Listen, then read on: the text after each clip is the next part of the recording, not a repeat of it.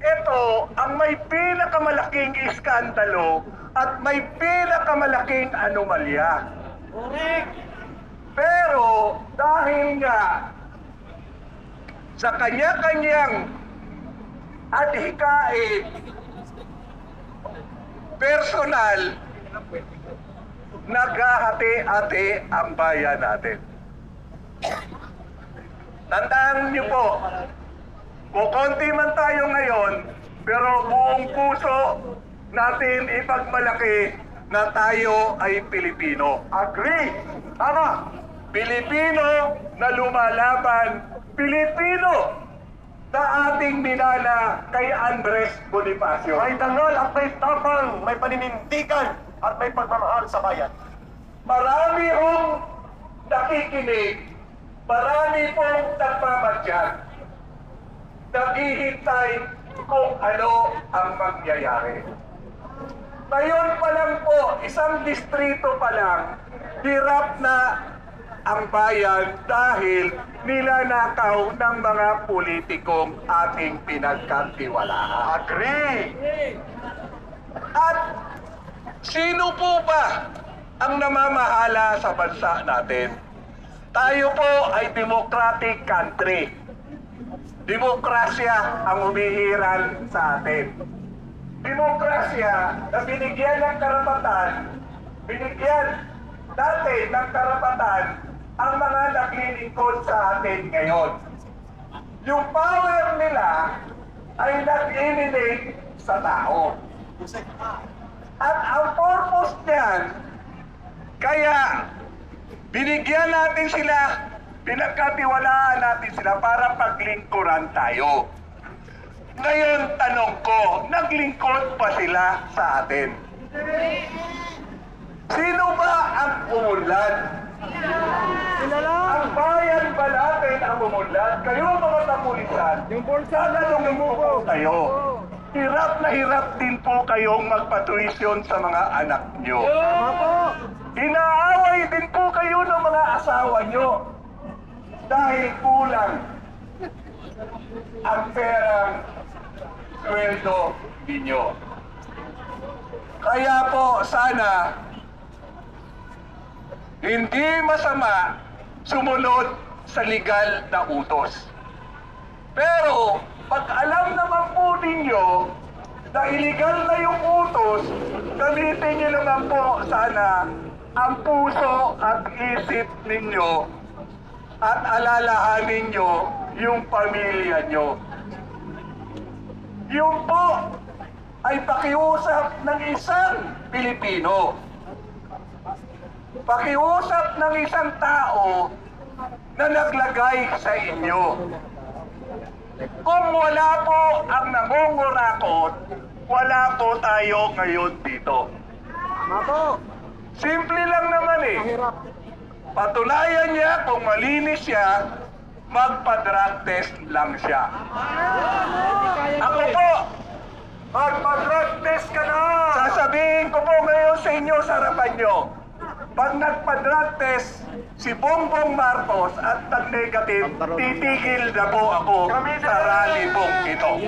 Pero Takayron after 1 week, ang kanyang pagnanakaw, sisigilin pa rin natin. Kasi ho, kung nasa matinong pag-iisip siya, hindi po magyayari ang kurakot dito, kurakot doon. Tama! Agree! At hindi rin po mapapabayaan ang ating bansa. Tama! Ang presidente ang siyang may pinakapangyarihan sa lahat ng pinagkatiwalaan ng tao. At nakalagay din po sa Bill of Rights natin sa ating konstitusyon, pag mayroong aggression, opresyon, pangloloko sa taong bayan o sa gobyerno, karapatan po natin na tayo po ay tumayo, lumabas, magsalita at ihayag ang mga dismaya at anomalya sa ating gobyerno. Nakakalungkot ng tingnan, karamihan po sa naghahangad na maging maayos ang bayan na to, kami po mga senior citizen. Kaming mga senior citizen ang tumatayo para sa susunod na henerasyon. Saksi po ko sa lahat ng people's power. Pero sa lahat ng nasaksihan ko, ito yung pinakabalasubas. Ito yung malawakang sagwatan ng mga taong gobyerno. Ako ho ay nananawagan sa lahat ng mga nanonood ngayon. Alam ko po, hirap na rin kayo. Alam ko po na nangarap din kayo na umasenso ang buhay at ang pamilya natin. Hindi po sapat na tayo po ay manahimik. Habang kayo, karamihan sa atin ay tahimik, karamihan sa atin nababayaran, at higit ang sumisigaw na panagutin ang mga korap, ayaw nila panagutin yung presidente na siya ang may Pagnanakaw. administrative power. Lahat po ng power nasa kanya na. Pag ikaw po ay simpleng head ka ng isang departamento, kapitan ka, mayor ka, pag may katiwalayan sa iyong nasasakupan, command responsibility. Tama. Kompleto ka sa budget, kompleto ka sa lahat ng tao. Hindi mo pwedeng sabihin wala kang alam. Kayong mga pulis, alam niyo yan. Patanga-tanga lang eh, no? Kayong mga station commander, alam niyo yan. Pag may ginawang anomalya ang mga membro ng nasasakupan ninyo, ang station commander ang unang-unang nare-relieve. Tama po ba mga kapulisan? Tama po. So bakit ngayon hindi natin panagutin yung pinakamataas na namumuno sa bansa natin? Wala pong iba kung hindi si Bongbong Marcos. Ako po, dating kapitan, naging konsihal, at ang lagi kong hinahawakang committee, peace and order. Sa Quezon City po, ako ang chairman ng peace and order. Ako po, nagre-represent sa ating kapulisan, sa ating mga Bureau of Fire, sa Bureau of Jail, at iba pa pong departamento na peace and order. Kaya alam na alam ko po ang sitwasyon po natin ngayon.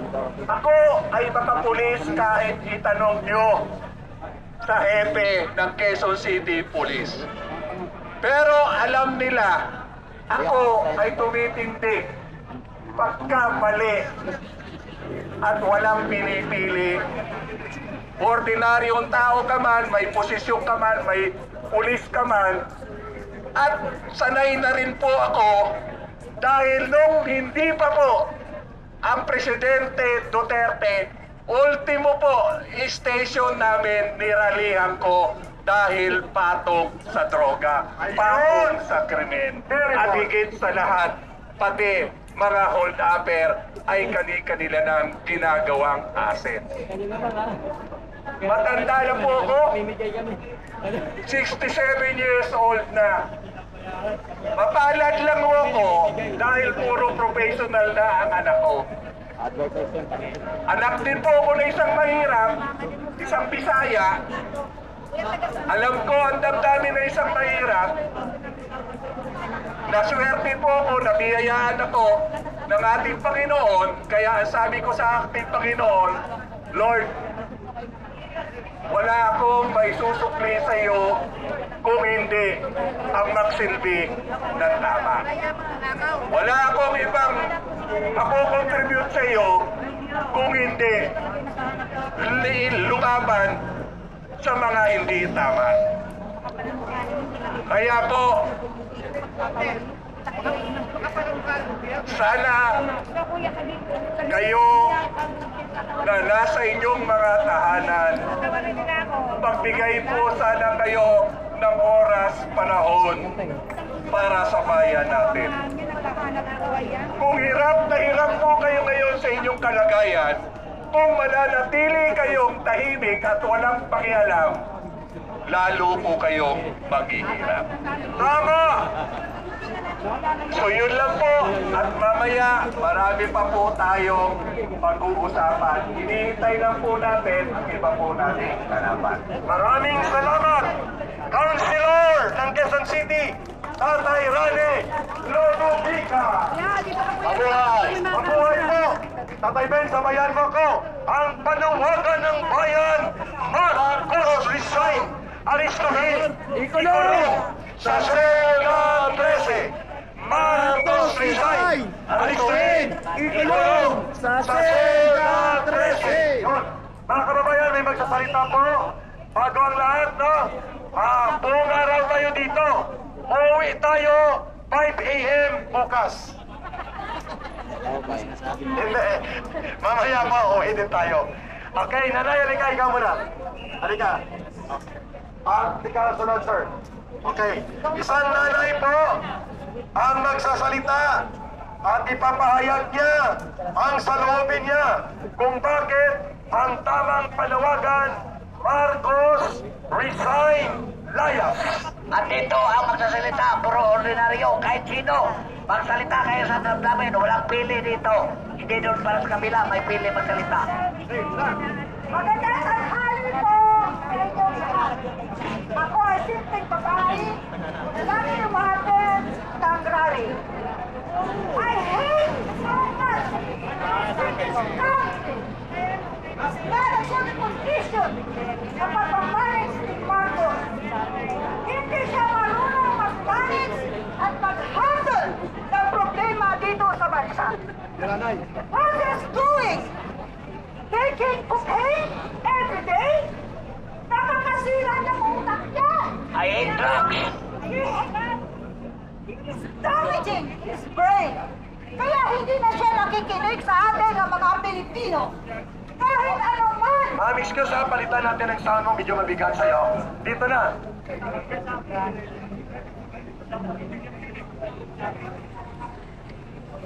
Kahit ano man ang panawagan natin! At pagkukomplain sa kanya! Walang nangyayari! Dahil bakit siya naluto na ng okay ang kanyang utak! Kaya hindi na siya makikinig! Sabi niya, hindi ako alis ng palasyo! You know why? Dahil gusto niya doon sa palasyo, ang gagawin niya, kundi mag-cocaine! The province in our country! Pagnanakaw ng kapanang taong bayan! Korupsyon! Yun ang nangyayari sa atin lahat! Makinig kayo mga kababayan ko! I'm so tired to see this country! Ano walang nangyayari? Walang asenso ang pamumuhay ng bawat Pilipino! Tama. Except ang mga mayayaman dyan! Ang mga korap! Ang mga magandakaw! Wala silang pakialam! Dahil nag-iimbak sila ng pera para sa sarili nila! At pag nagkaroon ng problema sa bansang ito, anong gagawin nila? Sisibak! Dahil nandoon na yung mga bahay nilang luxurious, mga sasakyan nila na binibili nila dito sa Pilipinas, at ang mga pera na dinadala nila doon sa ibang bansa. So safety na sila! So anong mangyayari? Darating mga dukha, mga mahihirap. Anong mangyayari sa atin? Sa bansang ito, kung manahimik lang tayo at hindi magsasalita, walang mangyayari sa atin! At the end of the day, wala tayong mapupuntahan. Kawawa tayong mga Pilipino sa hirap ng buhay. Nakita ko ngayon, kumpara kay Digong, hindi ganito kahirap ang buhay. Kaya ngayon, dahil sa korupsyon, sa pagnanakaw, lalo tayong pinapahirapan. Walang awa ang Marcos na to.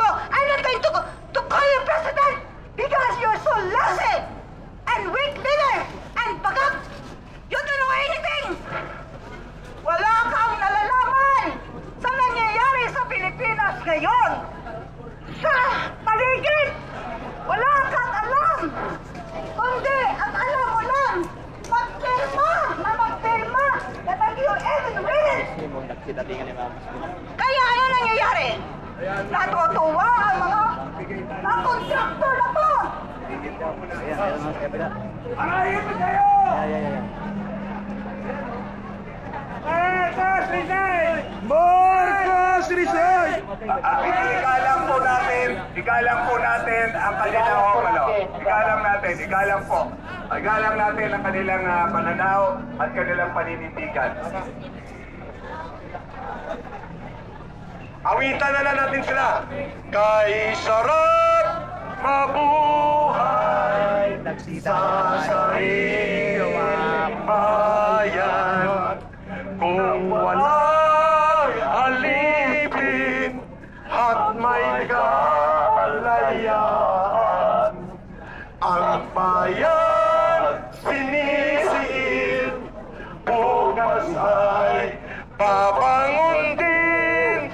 Ang sila'y pupula sa timyas ng paglaya.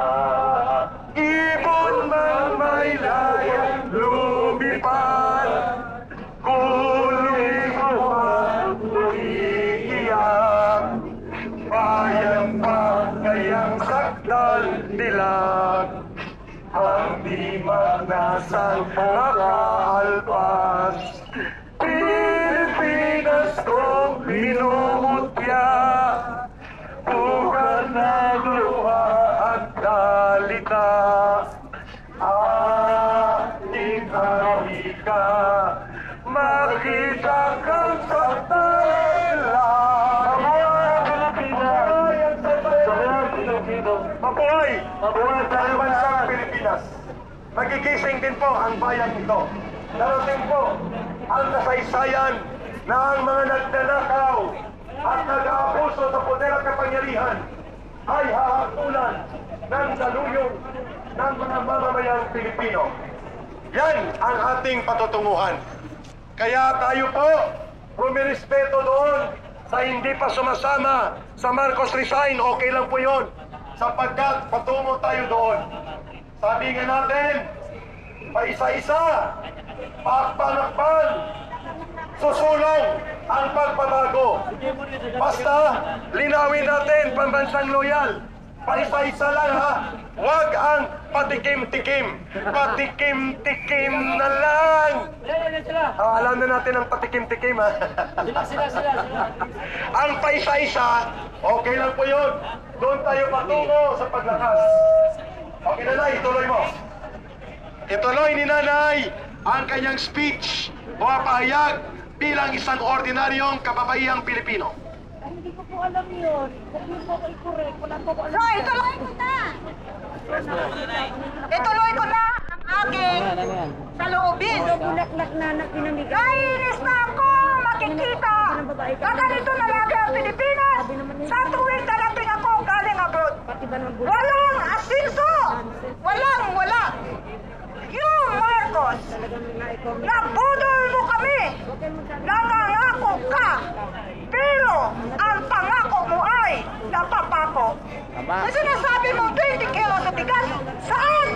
Saan? Yan ay papakain mo sa mga mahihirap? Nabukbuk na! Hindi ka na nahihiya sa sarili mo. Samantala ikaw, kumakain ka na masarap ng pagkain at nagpaparty-party sa Malacanang. Siguro, yun ang gusto mong gawin mo sa buhay mo at ni Lisa. Magpa-party-party at mag-drugs. Hindi kayo naawa sa mga Pilipino na nandito, mga mahihirap at mga dukha na walang-wala. Mahirap ang buhay.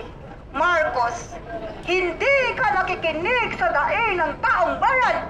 Ang alam mo lang ay mangurakot at mananakaw. Kawa-awa ka naman, Marcos. Awa mo sarili mo. Niloloko mo lang ang sarili mo. Hindi ka naawa sa amin, mga taong bayan, nga naghihinaing sa hirap at sobra na ang taas ng bilihin ngayon. At nakita ko pa, 500 pesos? Kagabi na, what can you do for the 500 pesos? That's only pamasahe. Mapariyahan mo lang yan, wala na. Di ka na ang mga kaluluwa nyo. Sabagay, wala naman kayong mga kaluluwa eh. Takot din kayo sa sarili niyong mga multo.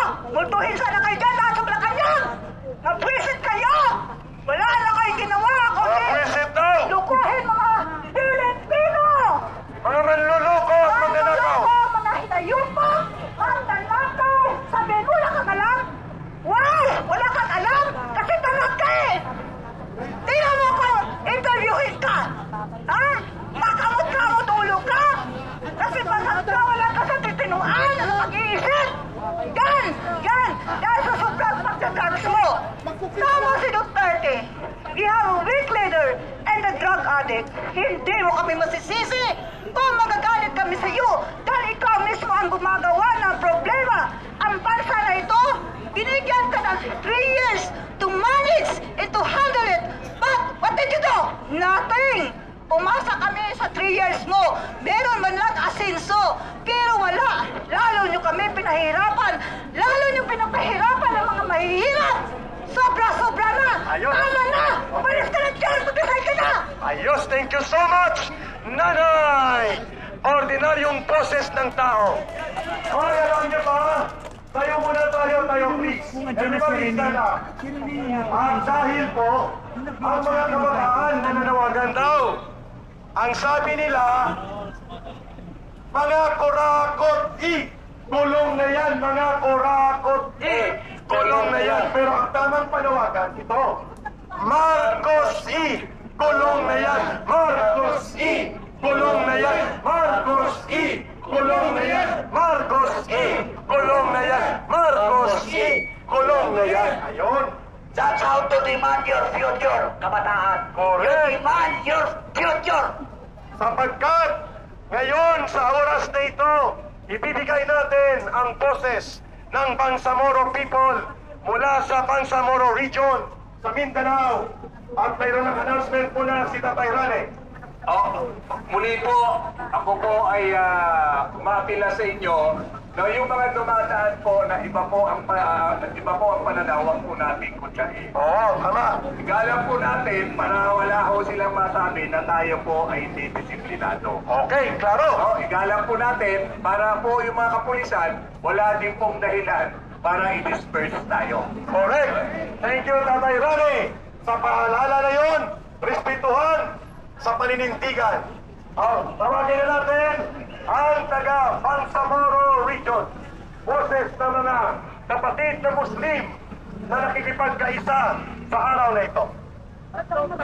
Magandang umaga po sa ating lahat. Ako po ay galing Mindanao. Particularly sa Ban Region. Galing ako sa special geographical area ng Bangsamoro Autonomous Region. Nagpunta lang kami dito para lang may masabi natin na dapat kay Marcos ay mag-resign na. Nauna. Bakit? Lahat mga ginagawa nila, hindi nila matanggap na nagnanakaw sila. Lahat ng sinasabi ni Saldico, noon, pinapaniwalaan nila si Saldico. Ngayon may sasabihin si Saldico, dahil sila ang tinamaan sa pagnanakaw, hindi nagpaniniwalaan. Si Sergeant Gutisa, ganun din yun. Pinapaniwalaan sila noon, ngayon hindi na paniwalaan dahil tumatakbo ang mastermind nito ay si President Ferdinand Marcos Jr. Ito ba ang kailangan natin mamamuno sa atin? Ang mga magnanakaw! Ang magnanakaw sa national government. Ako po ay umabot ako ng more than 41 years sa government service. Nag-retire ako bilang isang provincial treasurer ng probinsya ng Maguindanao. Ngayon, itong nalalaman natin na ginawa sa national government. Itong ginagawa natin sa national government. Ano kaya ako? Pupunta yan sa local government. Pupunta lang ako ang national government. Billion of pesos. Kung maliit ang gagawin mo, hindi ka maligado. Kita niyo naman kanina, yung mga dumadaan, ayaw nakita. Bakit ganun ang pamamalakad ng gobyerno natin ngayon? Ngayon, mga kasama, dapat pag-isipan natin ito, lalo na ang tao. Kasi nyo na occupy yan. Balik po kami sa gobyerno, tatlong kausap nyo. Councilor Rani, Quezon City. Dito councilor siya. Former Yusuf Ben. Si Kael. Katuwang tayo. Ayaw namin ng gulo. Alam mo naman yan. Ayaw namin. Salamat po. Susunod kami. Sir, balik ko lang po. Sana po, gulo. Kami, pupulis namin. Kevin. Okay na gulo. Retired General. Kasama mo rin na tayo Rani. Sa service nyo rin.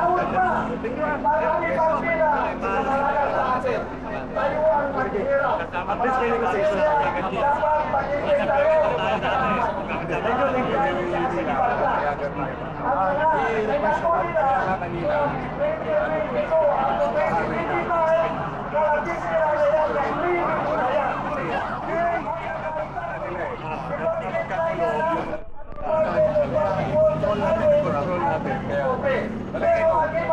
Dito naman kami, dito yung alis. Wala doon ka lang dito. Tapos, importante, naka-ready yung mga vlogger. Basta kung ano man, kung magkaroon man ng konfrontasyon, kung alistuin kami, di alistuin kami. Pero mapayapa kaming Pero maniniwala ako hindi mangyayari ito yun. Dahil nakita nila kung paano po tayo makikipag-usap. Correct. Okay. Balik, balik! Pag-isipan natin mabuti ito. Dapat magsama-sama tayo. Magkaisa tayo. Nag-iisipan para tao, sa makarestrain sila. ng ating bansa. Thank you, Tatay. Si Ginoong Brother Max. Bagnag Chicken, Back Alvarado. Shoutout sa 1,000 Purano viewers. Mga kababayan, Shout naman mga kababayan ko. tayo po ay pinapayagan naman ng kapulisan na mapayapang magtipon. Makita Ang pakiusap lang sa atin, huwag po tayong magkantsawan, huwag po nating harangan ang mga dumadaan kahit pa ang panawagan nila ay iba sa atin. Okay? At ang mahalaga, ang mga nandito, pag nag-CR kayo sa Robinsons, pumili din kayo ng donut. Ayos! Gusto ko lang din po para po at least yung mga kapulisan po naikinig sa atin. Ngayon, nakikita po nila na tayo po ay mga responsableng mamayan na sumisigaw lang sa ating karapatan. Tama. Ang akin lang kong pakiusap sa mga nagsasalita po dito, wala hong absolute freedom of speech. Correct. May limit din po yan. Shoutout. Sumigaw ka na Balagay siya. pabagsakin sa pamagitan ng pagharmas, bawal po yan. Oo. Ngayon, kag isisigaw mo na ang katiwalian at ang Marcos resign, wala pong bawal po yun. Tama. Ang bawal lang po na tayo po ang may maghikayat na sila po ay mag-revolusyon, gamitin ng mga armas, yun po ang bawal. Correct. So, pakiusap ko po sa mga magsasalita na dito po tayo nakatutok sa ating pong karapatan sa Bill of Constitution po natin. Salamat po. Tama. Maraming salamat sa paalala na ibinigay. Dito lang po tayo, tama po yun. Kapag tayo po ay nag-negotiate sa pulis, mapayapa po tayo mag-negotiate. Pangalawa, dito lang tayo sapagkat hindi naman natin pwede i-obstruct ang kalsada. Okay? At pangatlo, nag-request tayo na payagan na makagamit ng sound system para naman mas malakas ang ating programa. At ang panguli, by 5 o'clock siguro mamaya, kung medyo okay na ang program, pwede na tayong magkaroon ng peaceful dispersal. Okay? So, sa mga magsasalita, pinapanawagan namin kayo na lumapit na po dito. Si Brother PL, magsasalita ka ba? Hindi. Sino pa ang magpo-volunteer? Prayer na nasa eh. Brother, you would like to offer a prayer. Okay. Everybody please. May prayer offering po si Brother Patrick. Let us stand up. Please,